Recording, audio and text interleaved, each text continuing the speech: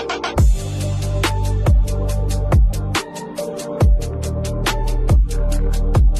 nome é Luna e eu vou fazer umas 3 perguntinhas para o senhor, tá bom? Fique à vontade. Qual o seu nome completo e a data de nascimento? João Soares Barbosa, nasci no dia 28 de janeiro de 1948, em Presidente do Estado do Maranhão. Ok. Quais eram as fontes de rendas de seus pais na época? Trabalhador rural.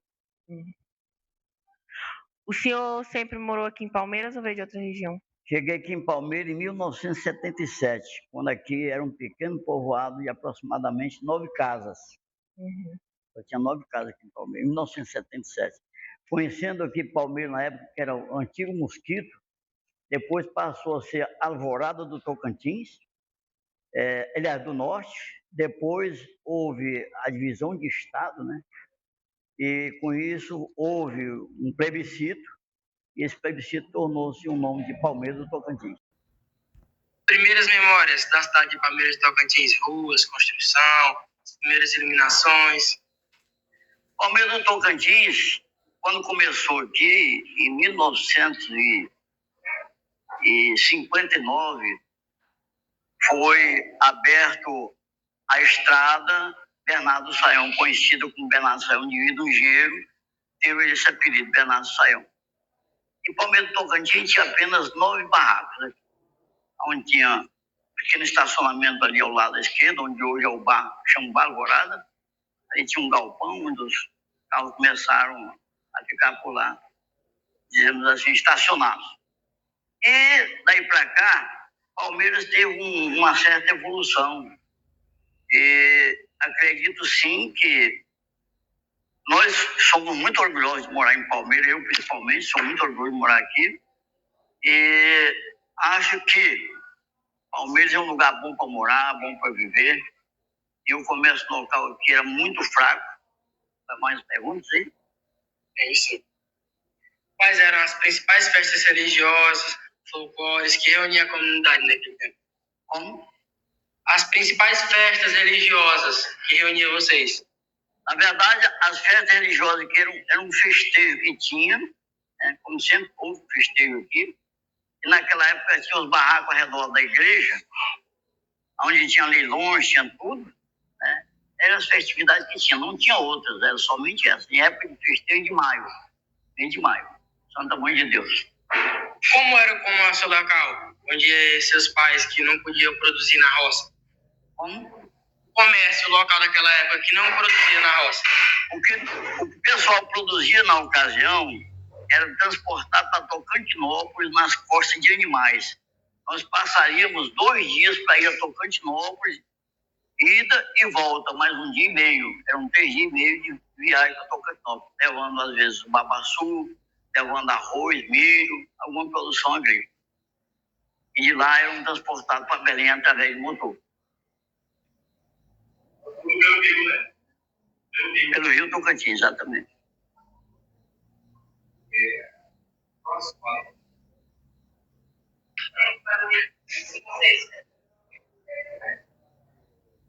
Sobre a importância da agricultura e da pecuária para as famílias da região naquela época, o que eles mais plantavam?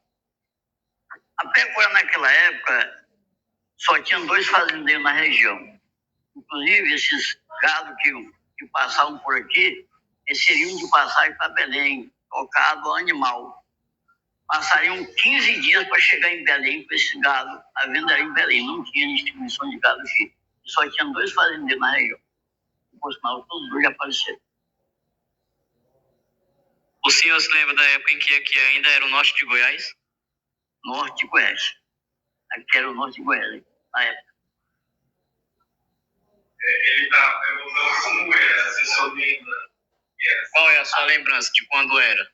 Era muito atrasado. Primeiro de tudo, nós não tinha estrada para lugar nenhum. Inclusive, eu comprei uma terra aqui na região por nome Amarante, e Flor da Terra. Essa estrada para lá foi feita a toque de machado e enxadão e foice. Derrubava as árvores de machado, arrancava os tocos, jogava fora. Então foi feita essa estrada dessa forma, não tinha outro meio. É o primeiro carro que transitou na região, inclusive nessa dita estrada que eu estou falando aqui, que não tinha outra, essa mesmo. Segui aqui para Pedra Vermelha, que naquela época era Pedra Vermelha, hoje tem o nome de Imbira, e Pedra Vermelha é uma fazenda. Nós passávamos por dentro, onde era um povoadinho, chamava Aldeia Bonita, lá. Esse povo da dona Delfina, talvez alguém conheça por aqui. E esse trafego seria, essa distância, era 28 quilômetros de estrada de chão. O primeiro carro que transitou lá foi um Jeep, comprado por mim. E a gente passava, às vezes, 2h30 para poder chegar aqui no antigo Mosquito. 2h30, 28 quilômetros. Isso. Tombador que não faltava, não tinha melhor em lugar nenhum. Botava palha e tal, aquela coisa toda, para poder passar. Gás de pau. Cansava. Qual era o sentimento da população quando se falava na criação do Tocantins? Havia esperança de melhora ou medo da separação? A expectativa do povo naquela época era muito grande, né? Era muito grande, o povo tinha uma certeza que o Mosquito poderia dar uma melhorada, como de fato aconteceu. Nós tínhamos aqui, na época, eram 6 povoados que passaram a ser distrito, era um distrito que passou a ser cidade. E nós tivemos Maurilândia, nós tivemos Cachoeirinha, nós tivemos Luzinópolis, nós tivemos Dacinópolis, Palmeiras e Aguianópolis. Então, isso tudo houve uma votação para a criação do Estado. O Estado tinha apenas 33 municípios, o Estado do Tocantins, quando foi dividido o Estado do Tocantins e Goiás. Hoje nós temos 139 municípios do Estado do Tocantins, onde uma das cidades que eu não conhecia, ultimamente eu conheci agora, Carrasco Bonito, eu oportunidade de conhecer. Para nós foi um embalo muito grande, o embasamento de todo mundo se reuniu, inclusive para emancipar Palmeiras aqui, foi convidado, o Chico Braga convidou a população em determinadas pessoas, e fomos para Guianópolis, para alugar o pessoal lá, que lá também era um povoado, para ajeitar o pessoal lá, para ver se nós emancipava Palmeiras, porque Palmeiras foi a primeira cidade das quais foi emancipada, depois foi a Guianópolis. Foi obrigado a prometer para eles que nós iríamos colocar a prefeitura entre a Guianópolis e Palmeiras para servir os dois povoados, para ajudar ambos os lados. Depois, com a emancipação de Palmeiras, aí o Bonifácio teve o maior interesse de emancipar também a Guianópolis. Senão lá, as festas são últimas do que aqui, do aniversário. Todo mundo sabe dessa história, né? Então, Palmeiras foi primeiro que a Guianópolis. Exatamente. Teve uma grande ajuda de Guianópolis.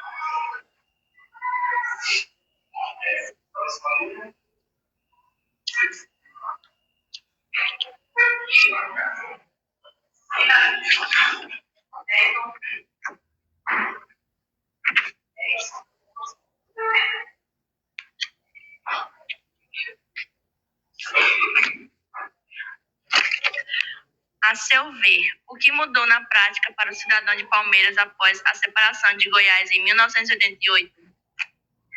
Aqui tinha um motor de luz, que era do finado, eu esqueci o nome dele, eu sei que o pai dele é o João do Adelino. É o seu Adelino mesmo.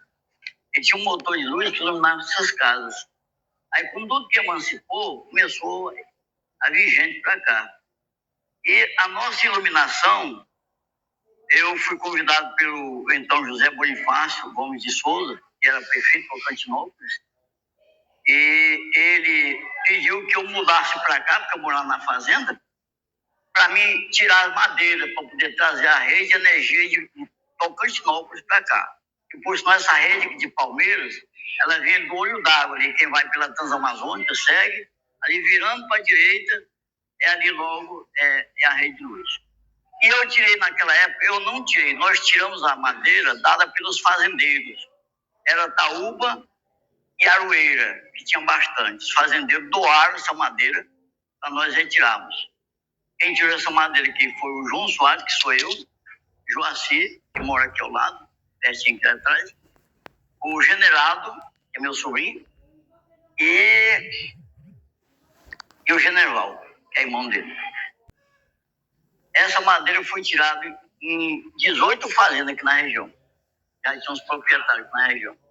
eles cederam essa madeira inteiramente de graça. Como? O deputado Alziro Gomes teve o interesse de passar essa rede de energia na fazenda dele por um Pedra de Fogo.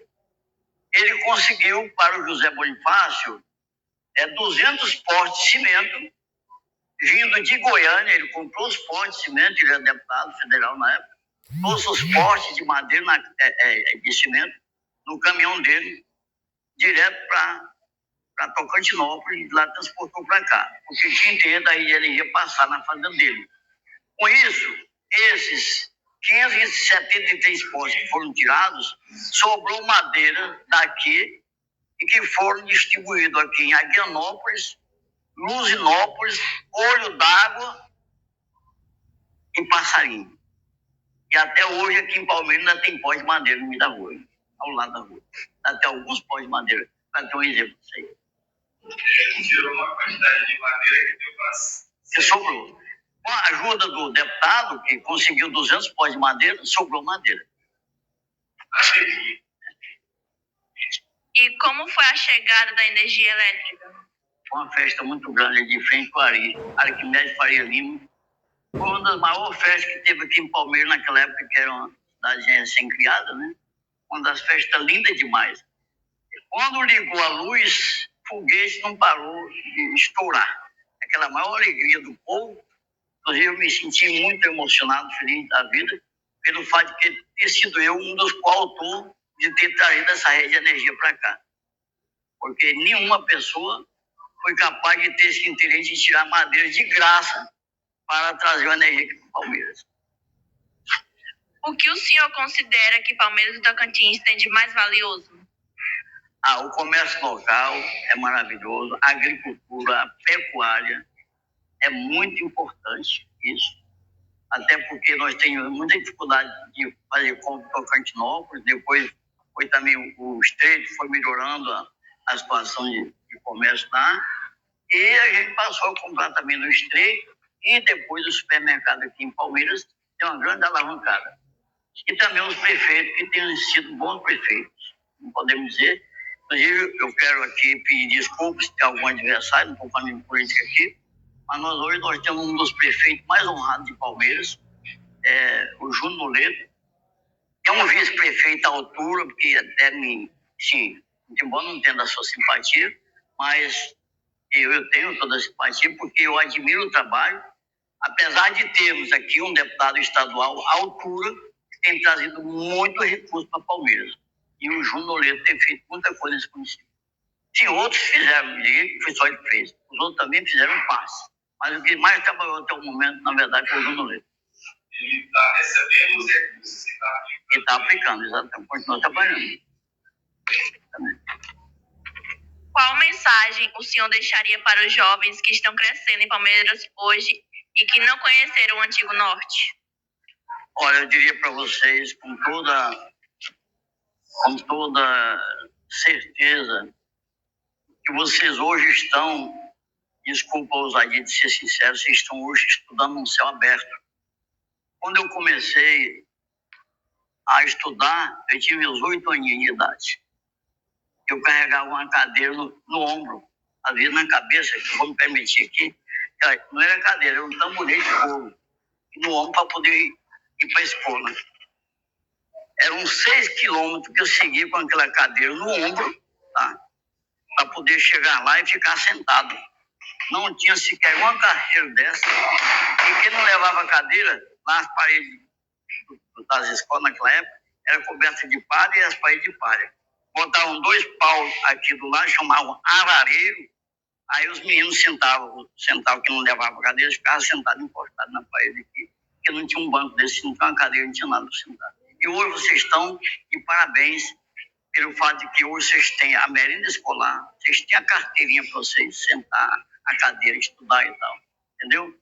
E outra coisa, naquela época, o aluno, desculpe até, ele era disciplinado pelo próprio professor. A lei não dá mais essa cobertura. Porque a minha mãe chegou a dizer assim, no caso, um dos professores meus, professor Adriano, aqui em casa quem manda no meu filho sou eu. E lá na escola quem manda é você. Se vocês não aprender isso, de entender que aqui na escola vocês estão aqui para estudar, não funciona não. Vocês têm que crescer na vida e não ser uma pessoa como eu, pobre. Eu sou, na verdade, sou rico de conhecimento, mas eu sou pobre financeiramente. Mas eu sou muito rico de saúde. Eu tenho 78 anos, eu não sinto nem azia. Eu leio no celular a qualquer distância, se tiver escrito nas paredes daqui, eu leio tudo. Não precisei de óculos até hoje. Eu não sinto nada. Até gripe, e passa às vezes 10, 15 anos que me dá gripe. Eu sou muito sadio, graças a Deus. Mas também, eu não fumo, eu não tomo café, eu nunca tomei café, nunca fumei. Eu não bebo bebida alcoólica, droga muito pior. Afinal de contas, tudo que me faz mal ao ser humano, eu não uso. Graças a Deus. Por isso eu sou uma pessoa muito sadia. E agradeço muito a Deus nesse exato momento. Quero que vocês também sigam esse conselho. Venham para a escola para estudar, aprender, se formarem. Porque hoje, ou vocês aprendem, se formam, ou então vocês vão ficar na roça igual eu e muitos outros. Aqui nós tivemos no estado do Tocantins 2 magistrados que estudaram em São Paulo. Tem um conhecimento dessa história. Doutor Júlio Resplante, que foi deputado estadual, foi secretário de Segurança Pública do estado do Tocantins e foi desembargador do estado. E o Darcy Coelho foi o primeiro vice-governador do estado do Tocantins, deputado federal 6 mandatos, hoje ele trabalha como advogado, e foram os melhores juristas que o Tocantins já teve até hoje.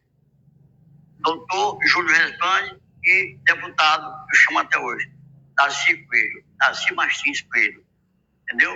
Então vocês têm que estudar com força de vontade, fazer de conta que aqui é um lugar de vocês aprenderem.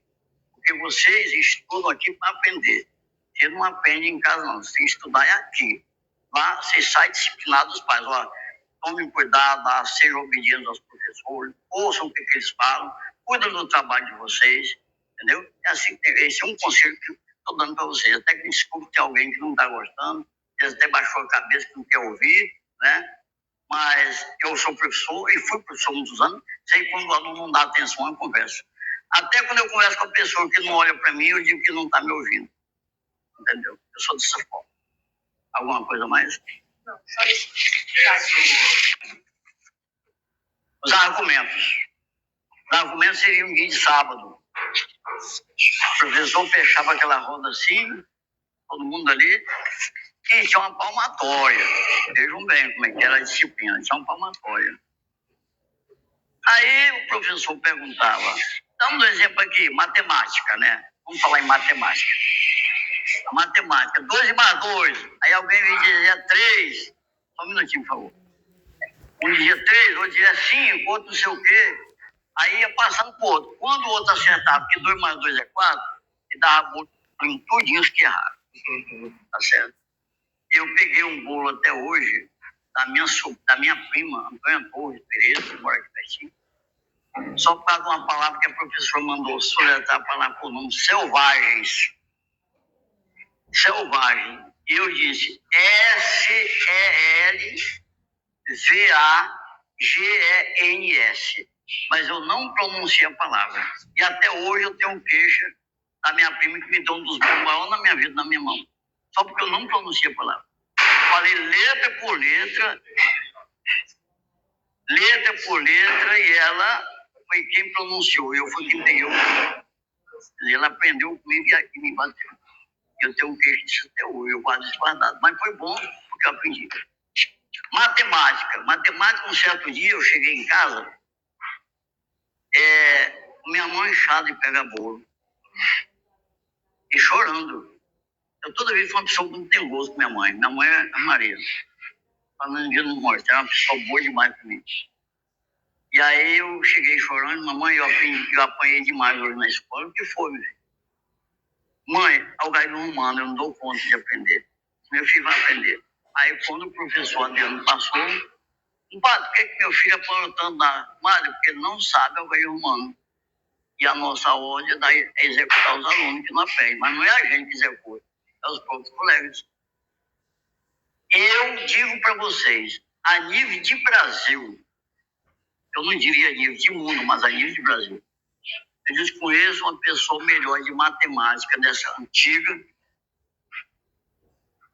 igual eu, já digo logo até assim, porque mais é impossível. Porque não existe 2 e mais 2 ser 3 e nem 5. 2 e mais 2 é 4. E alguém confunde. E eu aprendi isso a fundo. Eu dou licença em procurar matemática, um por um, eu vou respondendo porque eu aprendi decorado, porque eu apanhei para aprender. E algarismo romano, não tem uma pessoa melhor no mundo do que eu em algarismo romano. Eu conheço todas as letras que pode, dizer assim, ser duplicada, triplicada, ou que não pode, sei de todos. É uma coisa que eu orgulho muito, sei. Coisa maravilhosa. Aquilo que vem com esforço, ele fica, né? Fica, verdade. Eu me alistei e fui selecionado para servir. Aquilo que era a Ordem Unida era feito sempre no São Fim. E até hoje a Ordem Unida ainda permanece, apesar de já ter, foi 2004, já tem mais de 20 anos. Então, é a mesma experiência sua, só que em coisas diferentes, no sentido que o senhor aprendeu partindo do esforço. Não tem jeito, a gente para aprender precisa buscar e correr atrás daquilo, né? Para ficar. Certeza. E aí é uma herança para a vida. Muito bem. Eu vejo hoje, desculpa o complemento, eu vejo hoje, eu fico às vezes ali em casa, lá de fora, eu não estou pedindo que ninguém faça isso comigo, né? Mas eu aprendi com um professor, na escola que eu estudava, quando você passar por uma pessoa, se dá bom dia ou boa tarde. E ali, quando as pessoas passam por mim, são bem poucos que me cumprimentam. E não seria diferente cumprimentar bom dia ou boa tarde. Isso é uma satisfação, uma alegria muito grande que um velho como eu recebe. Não é a confiança que eu estou recebendo de vocês. Isso não me interessa. O que interessa, na verdade, é a vida de vocês. Porque a esposa eu já tenho, graças a Deus, até o momento. E não quero, dizemos assim, que um bom dia seu, uma boa tarde ou uma boa noite, me conquiste com o seu sorriso, não. O sorriso, para mim, significa uma educação. Entendeu? Mas tem vezes que passa com um cara bem para falar assim, beleza. Cada um aprende a educação que tem e executa o que é possível. Há essa confusão no sentido de que aqui a gente parte do princípio de uma disciplina. Eu trabalho a disciplina de História, projeto integrador, às vezes seletiva e outra disciplina. Mas aquilo que é um bom dia, as palavrinhas mágicas, as recomendações de respeito, é até partir da família. Isso a gente tem tido muita dificuldade, sobretudo também na indisciplina. É outro problema muito grave que a gente enfrenta. A coisa pior hoje que está tendo para os alunos não ter essa disciplina, sabe o que é? O celular. Tem outra coisa, o celular. Ele se incute, a maioria, eu não diria, não vou generalizar, mas a maioria é incutido no celular que se pudesse não vinha nem para a escola. A indisciplina no seu período, o que os professores faziam? O aluno indisciplinado demais. Sim. Como que eles faziam? Eles, assim, o que você aprende em casa, você leva para a escola. Sim. Se seus pais não lhe disciplinar em casa, na escola você não vai aprender aquilo, que é a disciplina. Em casa. Sim. Se os pais não disciplinar seus filhos, ele na escola não fica disciplinado, porque aquele vem aprender só ler e escrever. Não é isso? Ou eu estou errado? Não, está correto. Entendi. Quando as pessoas passam por mim, algo é muito diferente. E é muito difícil uma pessoa passar por mim, no caso, lá em casa, ali na porta ali. Eu não estou correndo quem está passando, mas de repente eu estou com um cara aí, alguma coisa. Aí quando a pessoa, bom dia, seu João e tal, eu digo, bom dia, rumo ao progresso. Por quê? Porque vão para a escola, porque aqui é um progresso de vocês. Se vocês quiserem ter progresso na vida, vocês têm que estudar. Mas estudar a fio, mesmo, com força de vontade. Porque estudar não é tão bom, não. Eu sei que não é tão bom. Ocupa muito tempo, a memória e tal. Mas é o futuro da vida de cada um de vocês. Tá lá, o meu filho, ele é assim um tanto ou quanto surdo, mas é uma pessoa que estudou. Tá com a gente aí. E tá aí, um cara muito inteligente, não é porque tá meu filho aí. É um João Filho, que quando eu vejo falar que ele é muito árduo na escola, na sala dele, diz que ele não aceita aluno que tá fazendo muita baderna. Mas não é assim não, meu filho, tem que ter muita calma, porque hoje a coisa mudou. Seu João, vou fazer uma pergunta aqui para o senhor. Sim. O senhor chegou a conhecer o Raimundo Neiva Carvalho? Não, quando o Raimundo Neiva Carvalho, no caso do Colégio do Estado, na época, era Raimundo Neiva Carvalho. Eu cheguei a vê-lo, mas assim, não tive aproximação com ele. Ele morava aqui. Ele até teve uma dúvida com uma outra pessoa, inclusive com esse pessoal de Oswaldo Gonçalves Lima. Isso foi uma confusão enorme naquela época, eu morava fora. Mas a gente sabia das histórias, né? Era um querendo tomar o lugar do outro, aquela coisa toda. E esse Raimundo Neiva Carvalho, ele foi deputado, aliás, vereador. Foi candidato. Política, né? Exatamente. Então, ele foi uma pessoa que deixou o nome aqui em Palmeiras. Por sinal, Escola Estadual Raimundo Neiva de Carvalho, porque ele foi o homem que deixou uma história aqui em Palmeiras do Tocantins. Cheguei a ver, mas não tive tanto acesso a isso. Naquela época eu ainda era muito jovem. Ah, sim, muito bem. Meninos, alguma outra pergunta para o seu João? Queiram fazer? Não? Muito bem. Seu João.